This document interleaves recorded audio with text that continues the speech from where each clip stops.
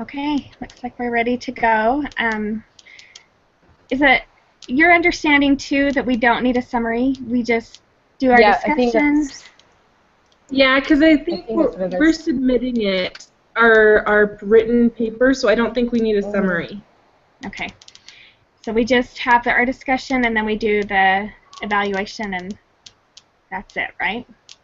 Yep, I think so. So, Okay. Pull up my notes. How do we want to do this? Do we want to go in kind of a roundabout way, or do we want to have each person do their little deal?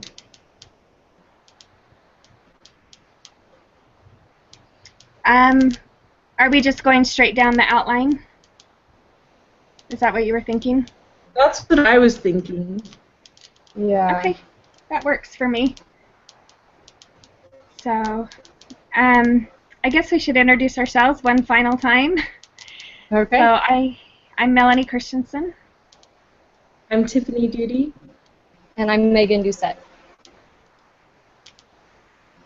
Okay, so I guess we can just go straight down the outline. So the first question was, what doctrine in Wilbur's heart drove him to advocate?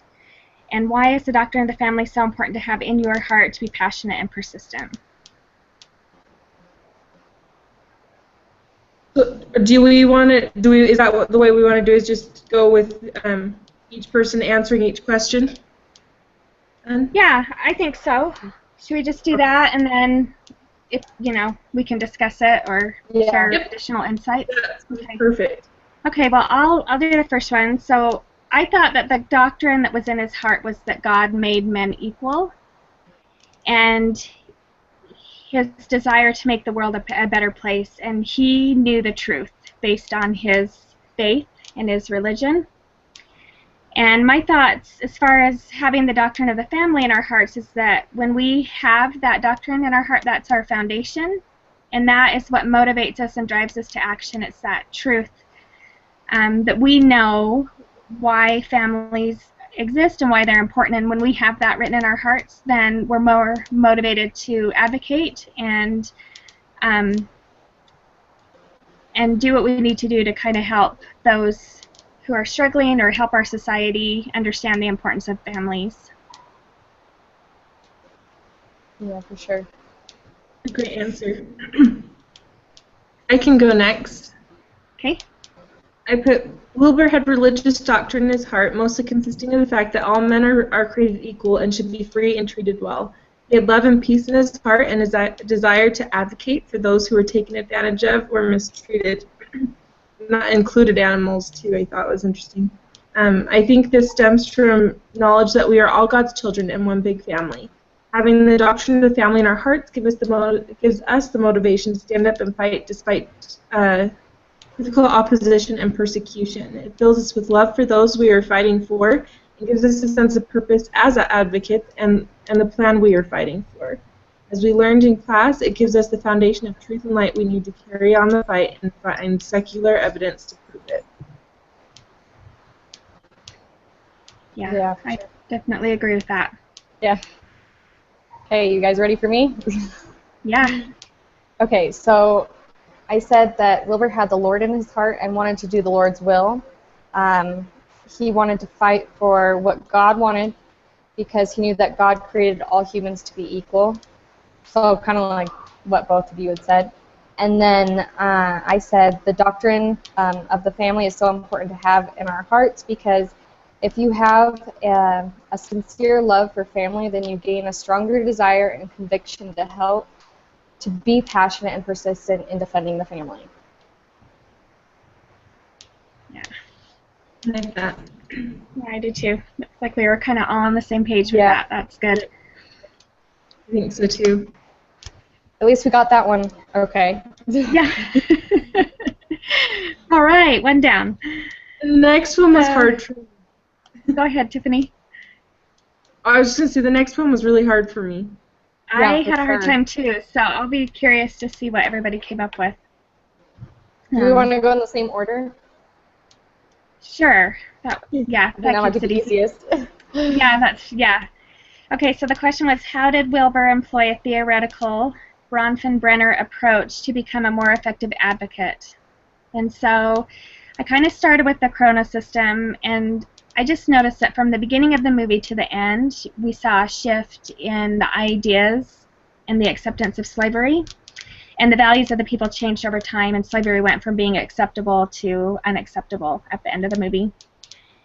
And then the macro system, I was thinking more in terms of Parliament, the government, and how he was submitting bills to abolish slavery to the Parliament. And he was trying to change the minds of those who had the power to create and change laws. And he was trying to change how the people viewed slavery and to change the customs in his day. And then the exosystem is kind of his work, I was thinking. And he was a member of Parliament, and he definitely used his position to advocate for the abolishment of slavery. He also, within his position, he was approached by other like-minded individuals who had the same goal as him, and he used his position to try to influence other more prominent members of the community, other members of Parliament. And then the mesosystem, I could see a connection between his religious views and his work, and how his faith influenced his work and what he stood for. And then the microsystem, so this was where he was directly involved, and this was his home, his work, and his family.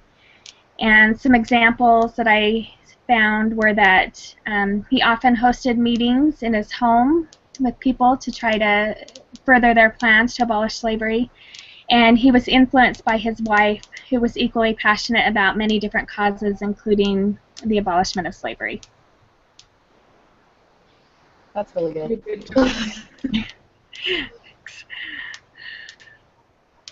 I think I was off on my different systems, so Me too. we'll see. So Oh no, maybe I was. I don't know. I put on the individual level, he used his talents to speak in public, singing skills, and skills in politics. On the microsystem level, he relied on support from friends, especially his best friend who encouraged him to get involved in the first place, the doctor who kept him healthy, religious backing at church, etc. And on the exosystem level, he relied on government and political systems to change the laws and abolish slavery. On the mesosystem level, he used members of the community to sign petitions to bring before the government and personal stories and experiences from friends and members of the community to also bring before the government to change the policies and laws. On the macrosystem level, he relied on the social and cultural ideas of humanity to call upon or to call people to change the acceptance of slavery. And then on the chronosystem level, I put that he used the distrust from the war to change policies that would help eliminate slavery. He also relied on the end of the war, like the feelings after the war, that when people would be less afraid and more compassionate, to bring up another call to action. Yeah, that's good. Yeah. That's good. Yeah, I hadn't thought about the changing views of the people, like their fears being lessened, and I liked that. I think wasn't his wife who told him that, like when people stop being afraid, then they'll be more compassionate. So I'm glad you put that in there, Tiffany. That was good. Okay, so I think I totally screwed mine up, but I'll tell you anyway. Okay. So at the microsystem, I said that he worked by speaking with his preacher to gain a want and desire to fight for slaves' rights. He spoke with him to give him strength. At the mesosystem level, I'm like going back and forth. He needed his friends to push him, and they did, to advocate for slaves' lives. This giving him the push he needed to get out there and fight. And then at the exosystem/macrosystem level, I said due to governmental issues, slaves were being treated badly. This pushed Wilbur to fight the government and to have more conviction in his fight. Yeah, I think that's it. Okay, good. That was the hardest one, I think. I I think kept so. I kept skipping that one. I know. Yeah, I left that one for last. I was like, I have no idea. Because I couldn't even remember what they were. I I think had to it's go back hard and too. review. Yeah, me too. Me too. I had to review each one, and it's hard Yeah. because I've always connected that with child development, and so where the child fits in those. So it's a totally different Yeah. way of thinking to try to connect it to something like this. Yeah. So, but I think you guys did good. I like how you mentioned his Thanks. friends in the mesosystem. I think that's a good one. That his friends, there's that link between him and his friends and getting their influence. Yeah. So, yeah, I think that was good. Okay, so the next one is how did Wilbur and his fellow advocates do and share their research? What evidence did they provide to persuade those opposing or on the fence? So I thought it was interesting that they each had a role and they kind of divided up the research, and they used first-hand accounts. They talked about diagrams, trial transcripts, and statistics. I can't remember his name, but the slave who was working with them, he wrote his autobiography, and the same with the clergyman at the very end. He ended up writing his. And Yeah. so it looks like they just tried to gather as much information as they could in support of their position. And then they shared their research in their committees and with the government officials and members of parliament. That hit everything. That was good. For mine, I put, even though Wilbur had a lot of religious reasoning as his foundation to his advocacy, he did not base his argument on religious reasoning. We learned in a couple of different lessons this semester that you have to have the doctrine of the gospel as a foundation in your heart in order to have any power as an advocacy, but at the same time you must have your argument based on secular evidence that nobody can refute. And so Wilbur also did this. He shared real-life experiences of those in the slave trade, or those who worked in it. He let people smell the scent of death off the boat that transported slaves. He showed people what the conditions were like the box that he built. He called upon their humanity and public ideal that all men were created equal. And he brought over 300 signatures that documented how others felt about slavery. And I wrote down a little bit further down another question about how he used like a variety of formats too, and that was something that was important to them, was not only sharing personal stories and stuff like that, but he talked about like even song and poetry and stuff like that, but like kind of what you were saying, like with the statistics and all that too, just making sure that they hit a variety of methods. Yeah. So I just made a list, and I just said they created a box that was the exact dimensions that the slaves had to endure on the ships. They discussed the unhuman/inhumane treatment of the slaves. They brought those in high power and privilege to a slave ship so they could smell, obviously, the smell of death, and then they took a petition of those against the slave trade. And I like what you guys said, like the whole statistics and taking the religion side out of everything. Yeah, I didn't think about the box, but that is totally research. Just totally I didn't even make that connection. So I'm glad you said that, because that was a huge part of his research, like just that firsthand experience for him. So, and I thought it was interesting, Tiffany, that you mentioned the petition, and when I watched that part and how they kind of disregarded it, they saw all those names and it scared them, and they just said, "Oh, we need to check into this further," and they disregarded it. I was like, that was like Prop 8 when they overturned what the people wanted. So interesting. One even said, "This is what the people want," Yeah. Interesting. Okay. So the next question was, how does the film portray the importance of working together as a group, and what has family advocacy group work taught you? So I think from the film, I just noticed that everyone had their own unique talents and skills that they could offer to the cause. And so by working together, this allowed all the members of the group to collaborate and form a plan, and gave each member of the group a job that was equal to their ability or their skill. And Wilbur was able to use his position in Parliament and the community to speak out, and just some examples like the slave who was able to share his first-hand account with others, and then James, the lawyer, was able to travel to the Indies and conducted research and ultimately shared the hope that the slaves had in them to abolish slavery and to change their lives. And then he was the one that came up with the idea at the end about the cheat and the kind of the side door to get in and get this abolished. So it's interesting that you could kind of see how each of them had something to offer, and each of them were needed to further this cause. Not one person really couldn't do it alone. They were all needed. And so I think, family advocacy is the same way. There's, first of all, strength in numbers. I think we feel supported when we have people that are backing us. And again, we all have unique talents and abilities and resources that we can offer to the cause. And when we unite as a group and we bring those to the table, then there's power in that, and we can move forward and support each other. I love how you mentioned that they wouldn't have had that side door thing if they didn't have that group. I caught that too. I thought that was interesting that they'd fought for months, and it was kind of that fresh idea, that fresh thing. And I think that's why they talk about how, is it the United Families International is always looking for new students and stuff like that to bring there, because it's that fresh blood, that fresh ideas and stuff to work on things. I thought that was interesting. Yeah, definitely. Yeah.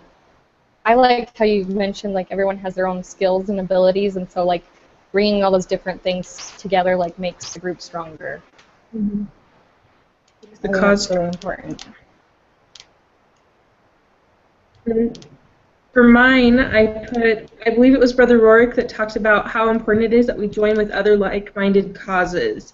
He talked about how we have more power as we stand together. Because of differences in opinion, this requires compromise on opinions that differ, but it's strength on the opinions that are the same. As we learn to compromise and work together as a group, we accomplish more than we could have alone.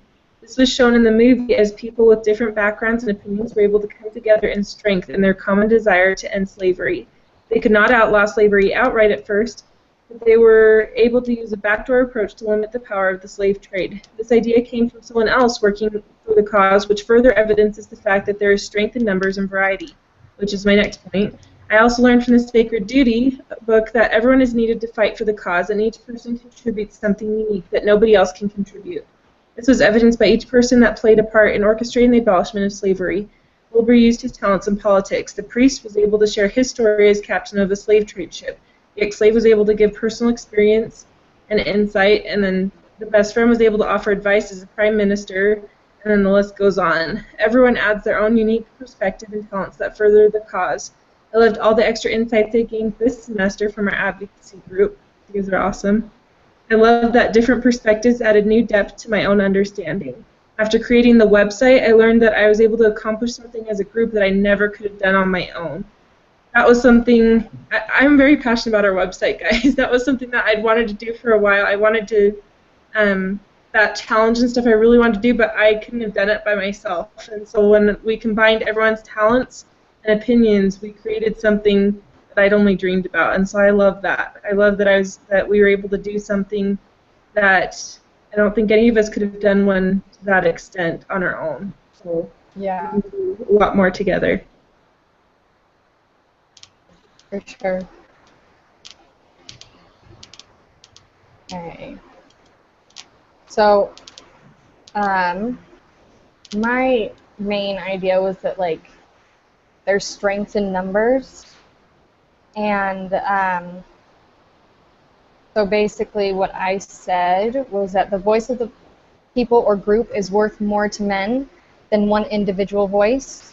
One person can make a difference, but it is the power of the group that creates strength, which, I mean, we saw a lot in that movie, because if it was just Wilbur or, you know, his friend fighting the cause, like, they wouldn't get anywhere because they needed the numbers. And then I just learned, you know, that you need to be strong in your convictions and share the truth with the world.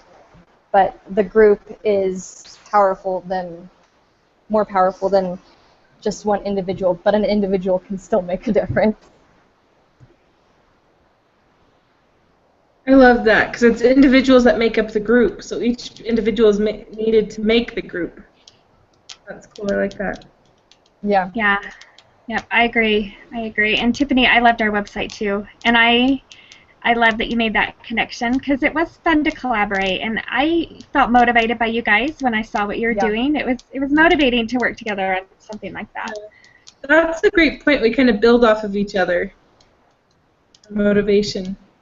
Yeah. It was. Yeah, as I saw it all coming together and everybody. Glad you guys were able to. Yeah, definitely. I couldn't figure out the website. It was awesome. I didn't know how to put it together. Oh, I was like, funny. I felt so dumb. I was just like, I'm just going to have to send it all through email because I cannot figure It's okay. It worked.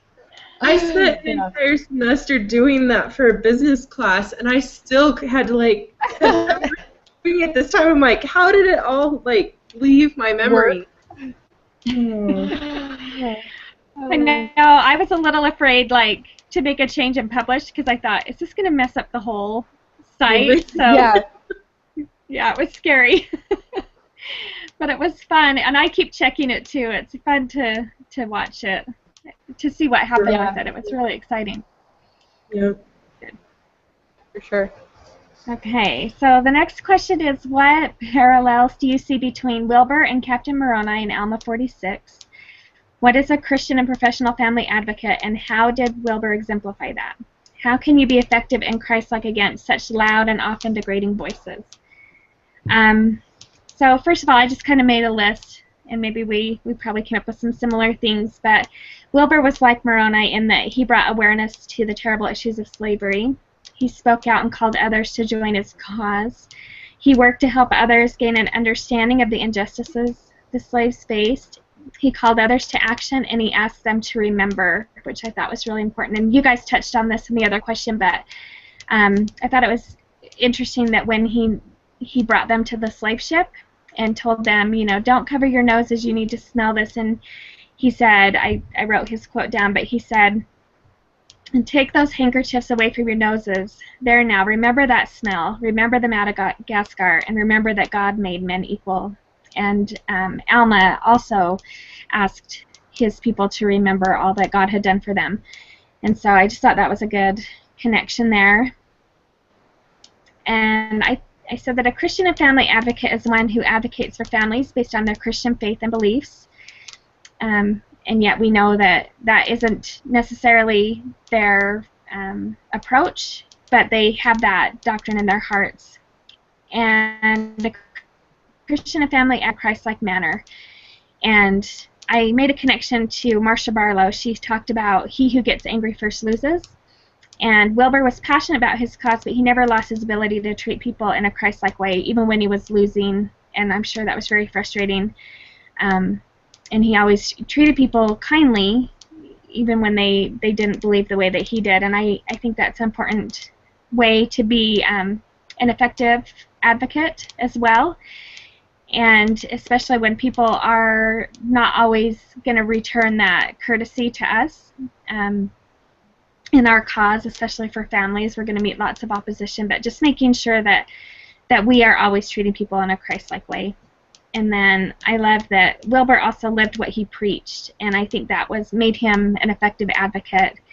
And he did this by serving and caring for those who were less fortunate that he was, and he really showed that in the way that he opened up his home and brought people in and fed them meals. And so I think that also is how you can be an effective advocate, just living what you're preaching. Yeah, for sure. I love it. I think, especially like when we think about politics and stuff, people are hesitant to trust politicians. And so if we're actually living what we're what we're preaching, then I think people will actually believe us, especially if we're doing it in the public square, to have, both our values that we're saying line up with the values that we live. Like that, I missed. In mine, I put, in Alma 46, Moroni raises the title of liberty. He reminds the people what it is that they need to stand for, in memory of our God, our religion, and freedom, and our peace, our wives, and our children. That's in verse 12. And then in verses 15 and 16, it talks about how Christians were those who took Christ's name upon them. The things they were fighting for were part of the Christian cause. They were not only fighting for their freedom, but the freedom of their brethren as well. Moroni brought a common cause that united all the people. He brought faith and hope through the light of the gospel. Even though we didn't really discuss it in this class, in Alma 48, verse 11, it says, "And Moroni was a strong and a mighty man. He was a man of perfect understanding, yea, a man that did not delight in bloodshed, a man whose soul did joy in the liberty and freedom of his country, and his brethren from bondage and slavery." I think this verse describes Wilbur almost perfectly. He was a smart man, both religiously and secularly. He hated the shedding of blood, even in animals. He loved his country. He even fought against rebellion. And then he sought freedom for all men. I especially love the last part where it says, "Brethren from bondage and slavery." This is exactly what Wilbur was doing. He's in essence raising his own title of liberty, calling all people to the cause to end slavery. He went on to advocate other worthy causes that relate to the title of liberty too. And then I love how Wilbur's friend mentioned that the principles of Christianity lead to action as well as meditation. Fighting for such causes is not Christ-like, but our Christian duty. Being a Christian and professional advocate means we have the doctrine in our hearts and the research and secular knowledge on our lips and in our minds. As we move forward with faith, courage, and strength from the Lord, we can make a difference and we can be effective against louder, degrading voices of the opposition. As the priest said in the movie, God sometimes does his work with a gentle drizzle. Progress may be slow to come about, but if we remain faithful, then we will make a difference. After each loss, he regrouped and counted his tiny victories, which is also very important.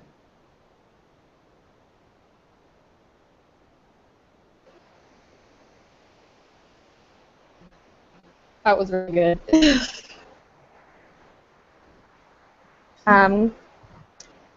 So what I said is Captain Moroni in Alma 46 is fighting for the rights of the people. He wants the people to defend their religion. And I said this is very much like Wilbur, as he was also fighting for the rights of the people. He will fight for humanity by fighting for the slave trade to end. And then I said family advocate are those who are fighting for the rights of families and religion. They care about the people, not power, prestige, and privilege. They are there to fight for truth, to fight for the right, and to fight for the right of safety of families and religion, and etc. And then I said the important thing to be effective and Christ-like against loud and degrading voices is to have the doctrine in your heart, knowing what is right and what is true, but sharing evidence that is not that is research-based to back up what religion and the gospel has taught us. I especially love that part that you said about how like they don't do it for power or prestige and stuff like that. That's exactly Christ. Like he was very humbled and not doing it to gain power to have people follow him. It was to actually help them. I love that. Yeah. With that. Thanks. Okay. Yeah, I agree. I thought that was interesting. I didn't really make that connection either, but yeah, thinking about Wilbur, he totally didn't do any of that. I mean, he could have gone for power and prestige. He was in a position to do it, and but that wasn't his goal. Yeah. That's awesome. Okay, so Marcia Barla spoke on persuasive speaking and writing. Did Wilbur and others exemplify any of Marcia's ideas, and how so? So I had a couple that stood out to me. First, Marcia Barlow mentioned that the pro-family movement needs people who understand the issues and can communicate effectively. And Wilbur did. He made sure that he was understanding the issues, and he was an effective communicator. And he had a profound impact on the abolishment of slavery as a result. So definitely saw that in the movie. And Marcia Barlow taught that to be effectively persuasive, we need to tell a story and share empirical data. And Wilbur definitely did that. He told the story of the slaves and shared the research that he and his group of advocates had compiled. He also reframed the way that people saw the issue of slavery. I thought it was interesting that one of the guys talked about slavery and said, they're not in a terrible state. They're living better than some of the people here in England, and they're being treated very well, which in fact was not true. And so Wilbur was able to reframe that and show people the truth through that. And was that it? Yeah, so those were my two responses to that. I missed reframing. That was awesome. I totally missed that. That was a good job. For me, I put the biggest thing that I saw repeated was Marcia's idea of the personal narrative. The ex-slave shared his personal experience with slavery, and Wilbur and others did their best to show others some of the evidence firsthand, like the smell from the boat, the size of the box, etc. So I think in that case, it wasn't just telling a story, it was showing them too, which I thought was neat that they were able to add that physical connection too, of like showing the what is that called? Where it was like burned on him. I can't remember what it's called, or branding, like he was branded. That was powerful too. So and then Wilbur also told the story of us. He mentioned how much it would impact shop owners, ship captains, etc. And he also mentioned how slavery tarnished the otherwise perfect reputation as a country. He then gives a call to action by asking people to sign, vote, etc. But it was interesting that he sent thank yous to all those who voted for him. I also thought it was interesting that Wilbur mentioned that they had to use a variety of formats to get their message across. He even mentioned songs and poems. This was something else we learned about this semester. I also noticed that he sometimes joked about things and added his sense of humor. I believe that was something Marcia also talked about. So those were the things that I caught. You caught a lot more than I did. So basically what I said was that they used narrative in their speaking as well as writing. They also used evidence to back up what they were saying, and lastly, they did not involve religious ideas in their evidence, rather they used secular knowledge and ideas. I could give like a little shorter version. That was good, though. Those were definitely things that she talked about. So it's good. I love that we have a chance to discuss this because we do different things spark, our memories. Yeah. And I remember when you say it, I'm like, oh, yeah, she talked about that. So I think it's good. Yeah, I love this, too. I think that's why we're supposed to do it, so that we would get those connections. I love these. Yeah. I always get new connections and expand my learning, like, exponentially. I know. I feel like this is probably the best group experience I've had my whole time. So you guys are awesome. Yeah, same. Good. Okay, so what role did the government, policy, and religious freedom play in the fight of the slave trade? Did you see their political system being pro-family? Why or why not? So I've said that the government was, in a sense, controlling the slave trade. They had the power to stop it, but there were many government officials, so they were not open to passing the bills that Wilbur was submitting to them. And policies could have been created to abolish slavery, and Wilbur was working tirelessly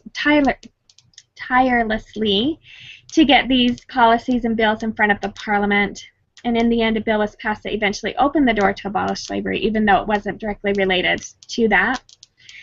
And religious freedom played an important part in the fight of the slave trade. It allowed Wilbur to rely on his faith and his religious beliefs to fight for the rights of the slaves. And Wilbur's foundation for his advocacy was centered on the doctrine that God had made men equal. And so that's the role that I think religious freedom played in that. And their political system was definitely not pro-family. It was very individualistic. I thought that the government seemed to be more concerned with their riches and their ability to be successful in the sugar industry, where many of the slaves worked. And there was little regard for the families of these individuals, fathers, mothers, and children of the slaves who were not exempt from the terrible inhumane treatment. So little thought was given to their families or families in general.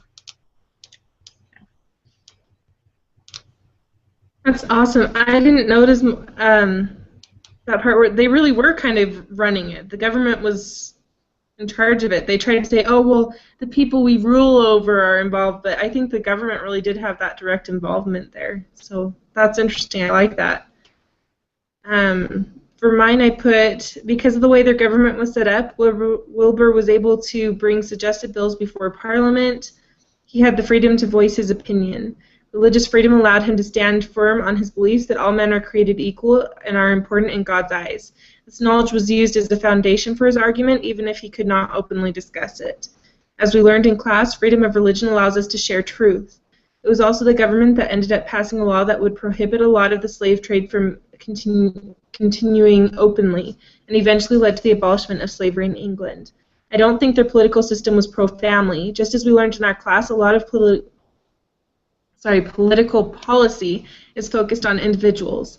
Many people agreed that slavery was wrong, but it continued because they were worried about those whose jobs would be impacted by the end of slavery. They were willing to ruin the lives of hundreds of families in order to focus on the needs of the few whose lives depended on the slave trade. This is not family-focused, but individual-focused. So kind of the same thing that you were saying. That's all I had.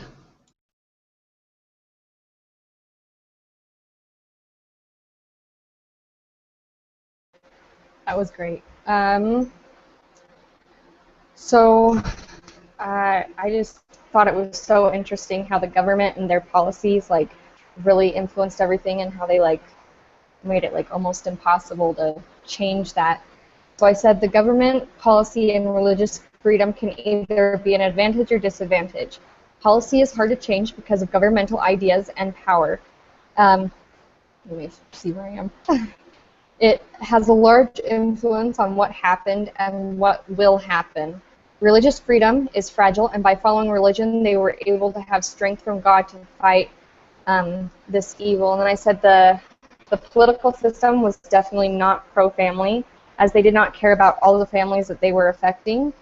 They were more concerned with prestige, power, and privilege.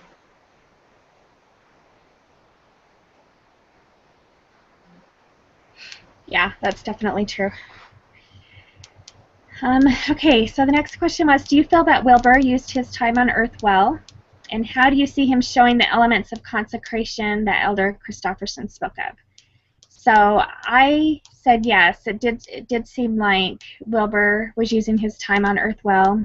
And as I was pondering this question, I remembered this quote by Elder Christofferson, and he said, "Every day, every hour, every minute of your span of mortal years must sometime be accounted for." And that was kind of a powerful quote by him, and I thought, wow, gosh, you know, I need to think about that. But Wilbur worked, he spent his whole life and devoted his time and his energy to advocate for the slaves and other honorable causes that they mentioned in the movie. So I think this was a man who was using his time on earth wisely and had a good accountability for that.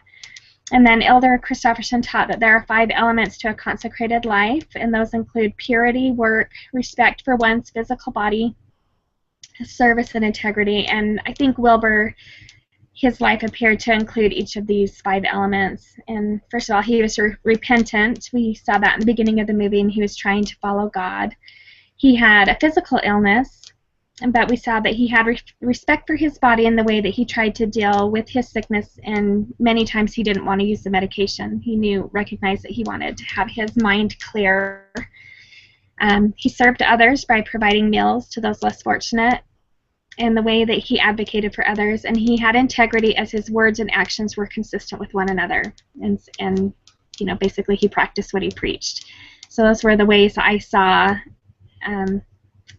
made a connection between Wilbur's life and those 5 elements that Elder Christofferson talked about. I love that. Mine's very similar, but I love the quote that you shared. I missed that one. So for mine, I put yes, he used his time to advocate for the rights of others. He still took time to get married and played with his son on a regular basis. This seems like a good balance. He should have taken better care of his health, though. Elder Christofferson mentions that we have both the gift of time and the freedom to choose what to do with that time. I love how he says, true success in this life comes in consecrating our lives, that is, our time and choices to God's purposes.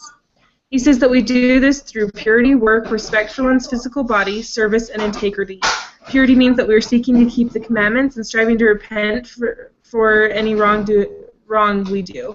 It seemed like Wilbur did this. And then work means that we work hard and diligently towards good causes. Wilbur definitely did this and was able to provide for his family at the same time. I think I skipped something. Sorry, just a second.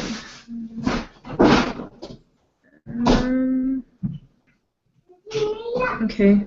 Oh well. Wilbur did not, however, take good care of his physical body. He was doing good work, but he let his health fade from the stress of it all.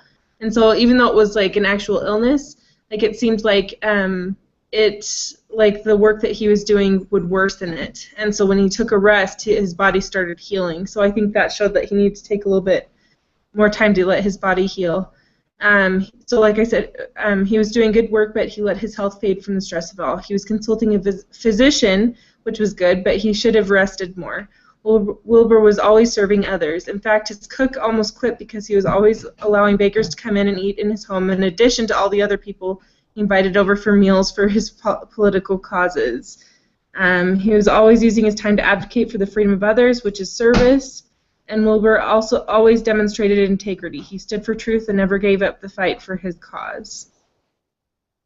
That's what I had. You guys had some really great things. I said, I do believe that Wilbur spent his time on earth well. He fought for humanity. He fought for God's will. He fought for what God wanted for his children. And I said, this is the very definition of consecration. Giving all that you have to God's will and plan for each and every one of us. I love that, Megan. That's perfect. Thanks. Yeah, I like that definition of consecration. That's true. And Tiffany, that is a great point about his health. I just kind of saw it as, oh, he's got this illness, but you're right. It totally was connected to the stress and the work, and Yeah. could have done a better job doing that. And I also like the connection he made I didn't even think of that. I didn't either, yeah. And the connection to the family, that his family didn't suffer because of this, so he had his priorities in order there. So great connections. That was something that really stood out to me, because wasn't it in Elder Christofferson's talk where he mentioned there was a woman that ended up turning down an advocating position because she wanted to raise her family right now? Was that his talk? I can't remember. I can't remember if it was his talk or not, but I remember reading that. And I think you could see how easy it would be to just put that in the forefront and let everything else fall on the back burner, but you can't. You can't advocate, to the destruction of your own family because you're not there present in your life. So that was a great connection. Especially when you're fighting for the family. If you're not building up your family, you're not living what you're teaching. So yeah, definitely have to find a balance. That's good. Okay, so any other profound thoughts or personal insights from the movie that are related to child and family advocacy? So I just wrote that as I was watching the movie, I noticed how Wilbur and his group really worked hard to share their knowledge and research with others. Their intent was to inform and persuade people to support their cause to abolish slavery. Wilbur was a well-to-do man, and he could have ignored the issue and just lived his life, and it may not really have affected him in this regard. However, based on his faith and the deep belief that he had that God created all men equal, he couldn't just ignore it. And we too are informed and have a knowledge of the truth. So like Wilbur, we need to stand up for the things that we believe in. We have an obligation to do something, and I love that Kelly Houghton in one of our presentations said, we are defenders of God's truth. And Wilbur was a defender of God's truth as well, and he seemed to feel a moral obligation for helping others and we too should feel that obligation. Laura Bunker taught us that we have a voice, and one person can change someone's mind. We definitely saw Wilbur use his voice in this movie, and he did change minds, and that is very motivating. Kelly Houghton shared this quote that I think is very relevant to my answer. Kind of sums it all up, and it said, "All that is necessary for the triumph of evil is that good men do nothing." That was by Edmund Burke. So I just think because we have that truth and because we have that foundation, we can't just do nothing. You know, we've gone through this course, and I feel like I don't think I'll ever be the same. I think we have to speak out and find ways to advocate for the things that we believe in. That reminds me of the lessons where we learned about with the children left in the cars and stuff like that. We can't just sit by and do nothing. Yeah. We're held just as accountable as those who left the children in the cars. So if we may not be destroying the world and families, Yeah. but if we're not advocating for them, we'll be held just as accountable. Yeah. I think that goes back to that quote by Elder Christofferson too, like, we're accountable for our time. So we should be using it wisely. Yeah, Something to exactly. think about. I love that. Right. For mine, I only put 2 things here, but one thing that stood out to me was that Wilbur said he had a promising career in politics laying ahead of him, but all he wanted to do was spider webs, or to focus on God's creations and commune with God. And so as I thought about this, I realized that sometimes we're given talents that the Lord needs us to use to fight His cause. His talents may guide us to things that we may not want to do or feel uncomfortable doing. The Lord gives us these gifts for a reason, to move His work along, though, and He expects us to use the talents for that purpose. We must undertake these tasks, and as we do so, the Lord will help us and guide us, like He did here. And then the other thing that I put is a quote from the movie. It said, do you intend to use your beautiful voice to praise the Lord or to change the world? And then I loved how later on they talked about you can do both. The world tries to make us think we can only do one or the other, but they go hand in hand. And so that goes back to that, having that foundation of the gospel and the doctrine in our hearts, and making a difference through that motivation through the secular world. So I loved that. So That's awesome. that's all I put. So pretty much what I said is it can take a lot to fight for the rights of family and defend the family unit with all we have. However, it is worth it.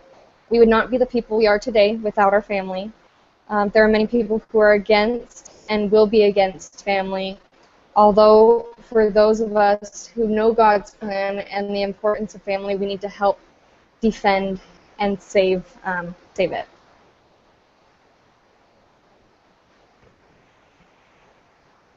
I just really liked how, like, Wilbur, you know, he put all he had into what he was doing, and that's kind of what we need to do when we're advocating for the family. I agree. And like what you were talking about before with the consecration, giving all that we have to the Lord and stuff too. I like that. Yeah.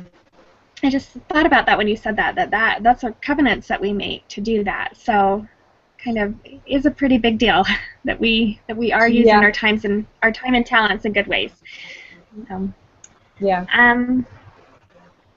So the next question is, what was your understanding of the doctrine of the family at the beginning of the semester, and how has it changed? And I think that as I was kind of reflecting on that, I think I kind of saw the family separate from society. I know they're connected, but I didn't realize before this class how much we need the family. You know, I thought of it more in terms of religion. You know, we learn about how important the family is, and I kind of had a disconnect there. But now I recognize that the doctrine of the family has far more far-reaching effects on our freedoms, and I have a greater understanding that families really are central to God's plan, and I can better see why the adversary is attacking families so vigorously. And, you know, just through the projects and things that we've done this semester, I can see how much of an impact family structures have on our society. You know, I studied out-of-wedlock births, and some of the threats that were involved with that were poor child development, crime, poverty, drug and alcohol abuse, sexual behavior in teens. And these are problems that are a direct result of the breakdown of the family. And so healthy families can have a positive impact on children, and this affects our society and also future generations. And the reverse is true as well. So I think I just made more of a connection and as to how families really do affect our society, and why, just another reason why we need to advocate for families. That's something I forgot about. All the threats that we studied this semester, I didn't realize how big of a threat they were, and that's something I didn't note. But you're right, there were so many, I don't know, just realizing how important families are to communities as well. But I don't know, that's great. I love that. Yeah. Thanks. So for mine, I don't think my understanding of the family has necessarily changed, but I think I've understood its importance more, though. At the beginning of the semester, I knew that families are central to Heavenly Father's plan. I know that mothers and fathers are both important, especially in the rearing of their children. Mothers specifically are to nurture and teach their children, which includes their civic duties. This was an area I learned more about. Marriage is to be between a man and woman, and children have a right to be born to a mother and father that are married. Strong marriages and families are the cornerstone of strong communities. And these are all things that I knew, but I think my testimony of them deepened.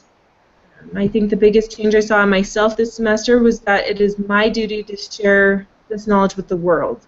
I was called at this time to be an advocate for marriages and families that stand central to the Lord's plan of happiness. I really like how you guys stated like the importance of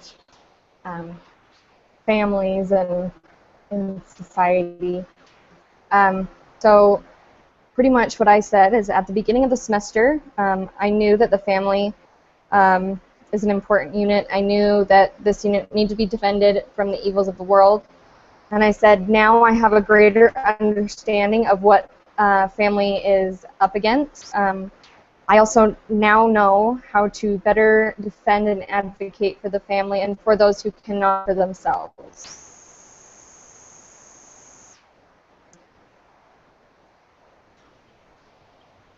Yeah, I agree with that. I think that was one of the most valuable things to take from this was, what do we do? We know it's important, and now what can we do? And I think we were given a lot of information about that, so I appreciate that as well. Yeah.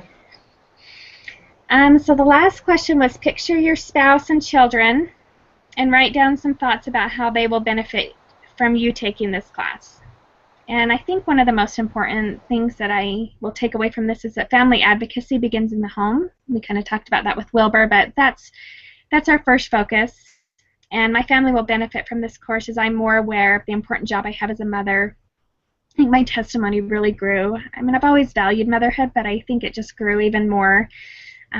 Just this role that I have in raising my children, and hopefully I can, because I'm advocating first in my home, then hopefully I'm raising kids who will grow up and advocate for the family as well.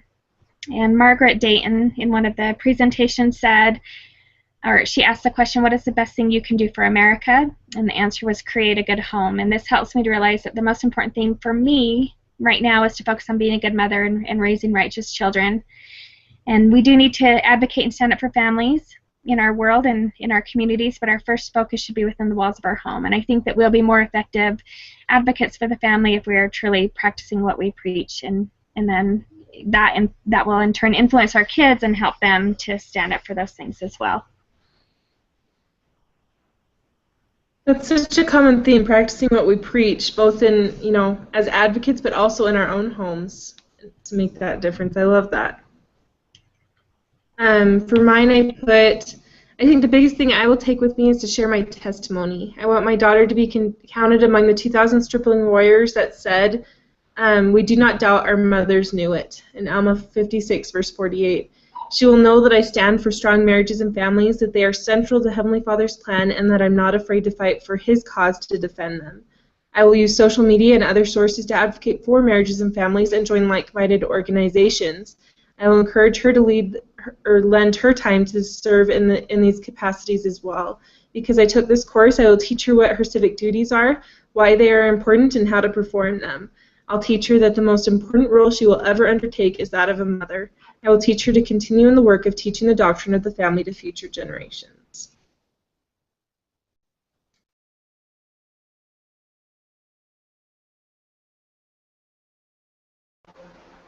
I really love what you guys said, especially that family advocacy starts in the home. Like, I just think that's awesome. Like, I didn't even think of that, but so I said, because I have taken this class, my spouse and my future children will benefit from my newly gained knowledge about how to support them in a world of turmoil. They will benefit as well because I will teach them about how to defend our family and the other families of the world, and I can share the importance of family so that my family can live in peace and happiness. I love how you mentioned extending it beyond your family to the rest of the world, too. That was something that I noticed was a big message this semester, was that as we work with our family, we can touch the lives of families around us, too. I like that. Yeah, definitely. Yeah. That's good. I guess that's it. Is that our last question? Okay. So thank you guys. It was an awesome discussion. Like I said, I learned so much from you guys this semester. I just love the insights, and every time you guys say something, I'm like, oh yeah, or, you know, it just touches me and helps me to remember the things that we learned. And I really appreciate everybody just being prepared and helping every week. It was fun. Yeah, it was great. It was, and thank you especially for hosting the meetings each week. Oh yeah. Yeah. That's the struggle for me. I know. I said it didn't go well. You did fine. You did fine. And look, my internet made it through, guys. I know. A little Yay. blessing. It was awesome. Well, good. Well, I'll stop this. Okay.